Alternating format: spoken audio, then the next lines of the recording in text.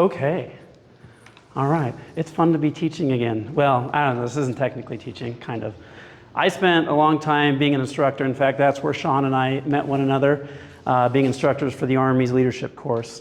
So I like talking and I talk too much. All right. Anchor Construction Design. That is the name of the company. Why Anchor, you may ask? That's just a mystery you'll have to figure out. No. The idea is it's anchored in values, systems, things that despite the turbulence of the tides and the winds, an anchor keeps you steady, keeps you safe, keeps you from running ashore. All right, these are my why picture, right? So these three, I'm pretty sure they're all mine. 18-year-old son, 15-year-old daughter, and 11-year-old son. The boys are definitely mine. They're just like me, unfortunately for them. All right, amusement parks. Jordan's here now, right? Did you show up? Okay. I was going to do some sick view pictures in here, but sorry, I failed you. But that one's pretty sweet. Okay, so I love going to amusement parks. I love Disneyland. In fact, I want to share with you one of my most excitable trips to Disneyland. It was a few years back. I was thrilled to be there. Like every single picture we took, I didn't know how to contain my excitement. So I hope you can see the joy radiating through my countenance. I mean, I was screaming like a little girl on Space Mountain. It was a thrill. One of the great joys of the experience for me was getting to go to Galaxy's Edge and make my very own lightsaber. I mean, I was so happy, so filled with joy after that lightsaber creation, I even slept with it that night. So, yeah. I know, it's hard to contain myself, I apologize.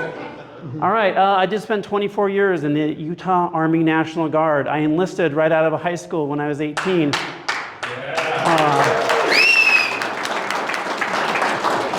This was the younger version of me when I had a little more hair. Well, less hair, more hair, better hairline, I guess. So that was actually coming back from Kosovo for my first deployment. This was around the time I went to Iraq. And it's this little thing on my shoulder, if you're wondering what that is, that's a parachute harness. So I did join as a paratrooper, loved it. This was a little bit later in my career, and this is when I was a little fatter than I am now. So, all right, anyways, military was great, loved it. So, we'll move on to what I did post-military career. Once I got out of the military, I was just like, what do I do with myself? What's my identity?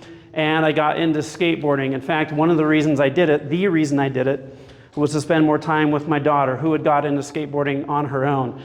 And one of the things I recognized while trying to help her, coach her, teach her, was I'm giving her advice saying, hey, overcome your fears, work through these things, your anxieties are holding you back. And I'm like, why am I not on the skateboard with her? Well, I don't want to look stupid. Well, I don't want to get hurt. Well, what if I'm out on the skate park and I'm falling off? What are the other kids going to think about me? Like, wait a minute, I'm doing the same stuff that's keeping her back. So I jumped on the skateboard, and these two pictures and these were taken a year ago today, well actually this Saturday, at the Vans skate park up by the Utah State Fairgrounds, and Roxy and I both competed in the Utah Amateur Skateboard League. I was the oldest competitor and most likely the worst one there. But like I told her, I'd get out there and do it, people would support me just like they supported her, and it's one of my keystone memories and moments in my life. So that was pretty great. In fact, Tony Hawk, if you know who Tony Hawk is, even commented on my reel, and I felt pretty good about that. So anyways, oh yeah, and then I got featured in a skateboard magazine at 43 years old. Who knew, right? It's never too late. All right, so I guess I'm supposed to talk about construction, not just like skateboarding and Army stuff. All right, so for Anchor Construction, we are a custom home, but also light commercial builder. We got our roots doing this. Well, actually, I literally grew up in the construction industry. My dad has been doing construction since before I was born. Throughout my childhood, he worked for Marriott, and he would travel all over the country. So like, I had divorced parents, and when I would see my dad during, back in the 80s, it was like, you get to see your dad 2 months or 2 weeks during the summer. It was a lot like the National Guard, now that I think about it. It was like 1 week in the month, 2 weeks in the summer. So I just traded that for something different. So I would go out to wherever it was he was in the country. whether it was Hawaii or Florida or Chicago, whatever, and I would go hang out at the hotels that he was renovating or the restaurants, and just literally grew up in and around the construction industry. So when my dad went from the commercial world to the residential world, one of the things he did was bring those commercial details into residential quality. So a lot of things like the precision and the clarity of invoicing, estimating, all those type of things transitioned over. So like Granite Credit Union, and there's another credit union that we do a lot of work with, Hercules, are actually companies that sort of came out of, or at least the leadership, from Utah Central Credit Union. That's now kind of defunct, they got bought out. But we had created a relationship with these people and did so much work for them over the years that as those people in that board went out and started working for other banks, we continued to do work for these other credit unions. So this was a recent renovation we did of the Granite Credit Union. And if you guys have ever been there or had seen it in the past, it was so late 90s. It was sort of ridiculous. And if you've ever walked into a business or a bank or something and you see that late 90s aesthetic, or heaven forbid, like an 80s or 70s aesthetic, you almost immediately like discredit that company. You're like, well, they're not with the times. Even like Sean and I talk a lot about AI these days, right? If you're not getting with the times, you're getting left behind. So your business and your storefront can actually discredit you as a business owner before you even have the chance to sell your product. So that's something we do a lot of work with.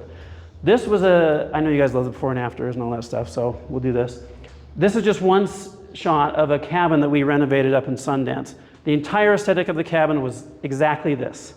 Just, you know, real rustic, basic.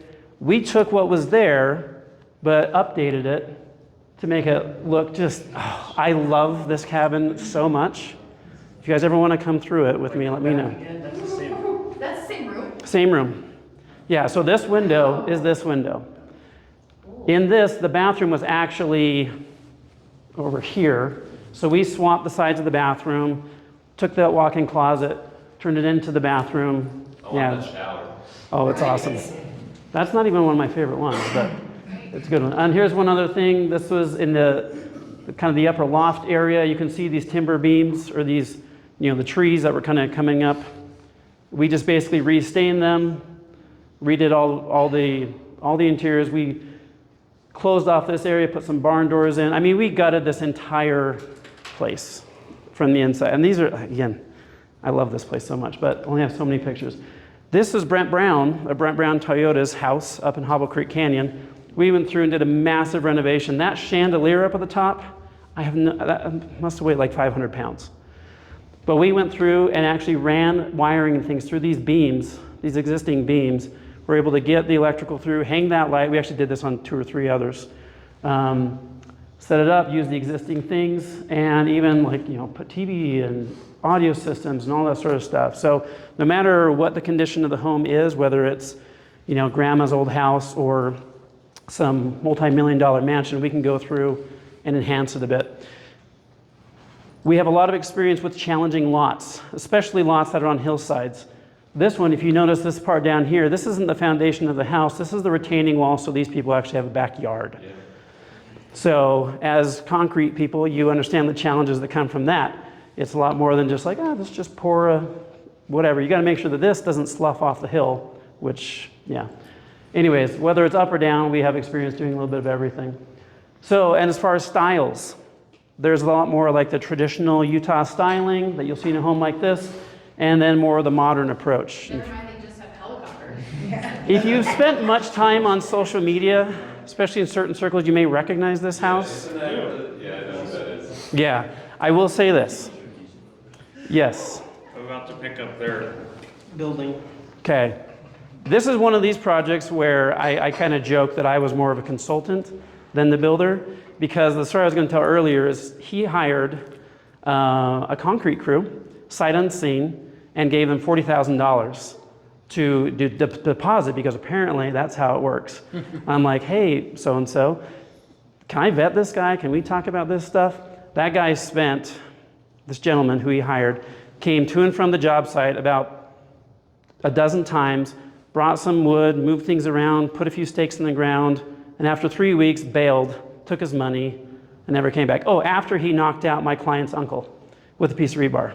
So, please make sure you vet these people. And if you're going to bring a contractor in, maybe, take their advice before. Oh, there's so many things on this job that it was a fun job, but so many people were hired out without consulting with us, and I spent a lot of time fixing a lot of problems on this. I know the owner and I referred him and I apologize. No, it's okay. I was going to say it was a referral. I kept looking at Sean the entire time. Hey, overall, it was a great experience, and I learned a lot.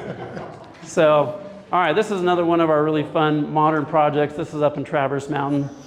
I want to say we built this home for about $2.5 million, and it just sold for over $4 million. And Your time's up, so talk quickly. okay, all right. And I know Peter wanted to hear about this one. I'm going to take the extra 10 seconds. I live in that house. This was our Salt Lake City Parade of Home that we had 2 years. Like I said, I talk way too much. This was Best in Show in Salt Lake Parade of Homes 2 years ago. And for scale, if you want to see how big it is compared to the neighborhood houses. Is that 5, 6, 7 lots? This whole strip of land in the middle was like vacant for years and years and years.